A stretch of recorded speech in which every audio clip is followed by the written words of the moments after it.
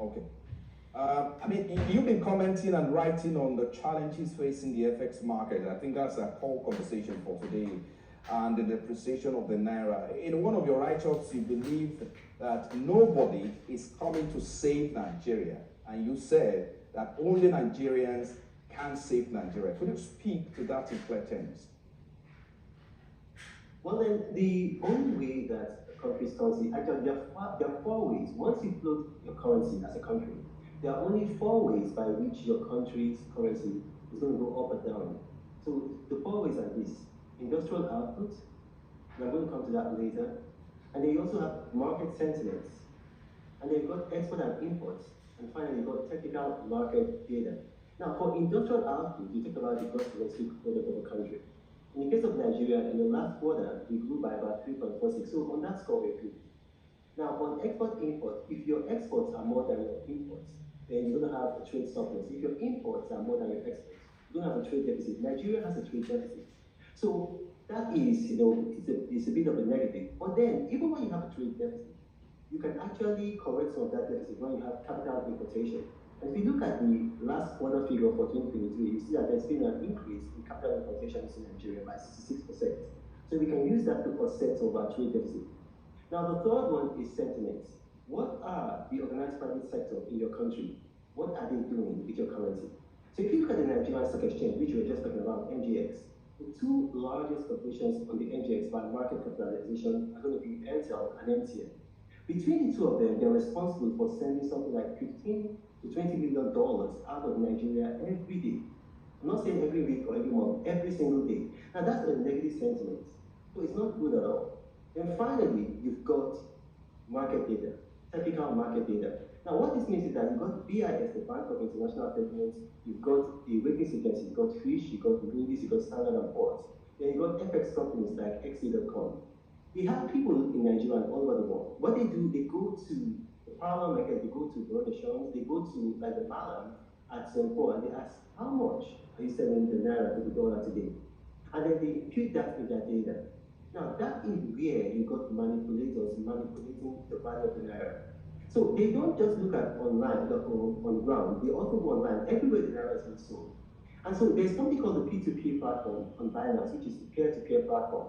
Now, dollars are not being sold there, but you have a stable currency, a cryptocurrency called USDT, which is kind of like, it has one-on-one parity with the US dollar. So for all intents and purposes, when you're trading USDT, taken by these people who sell the spot rates of currency around the world, that you're trading US dollars.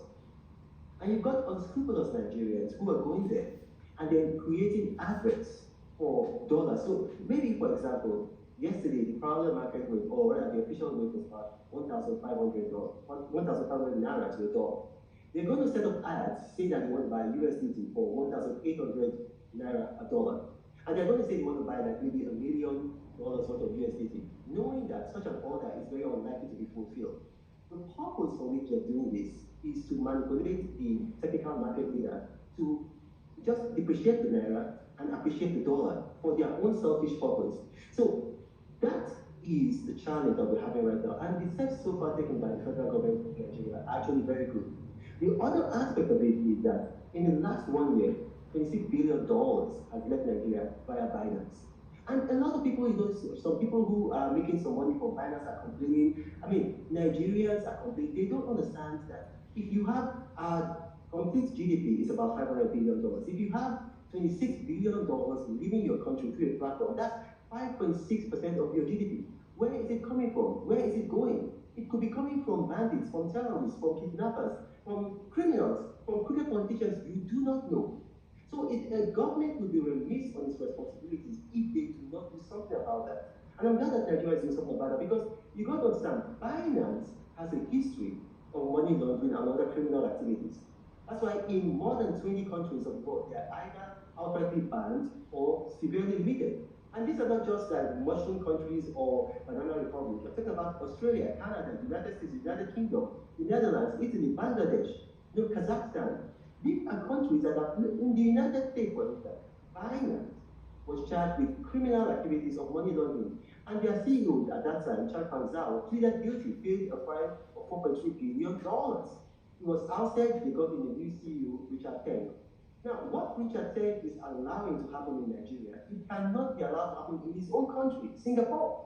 So if we are able to take care of these four aspects, and then also to make sure that the kind of economic sabotage that is going on in our economy through Binance are being taken care of, the Naira is going to rise.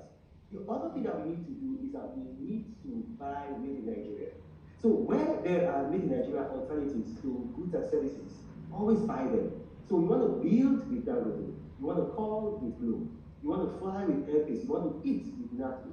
So we have to make sure that our central bank is no longer giving people money to import $200 million worth of human hair from Vietnam, $75 million worth of French champagne from France, 25 million pounds every year for Scotch whiskey. I'll give you a very good example. Take this scenario. If you buy a Derica tomato paste from Italy for 1,000 naira, your money immediately leaves Nigeria and goes to Italy. But if you buy made in Nigeria, go ahead.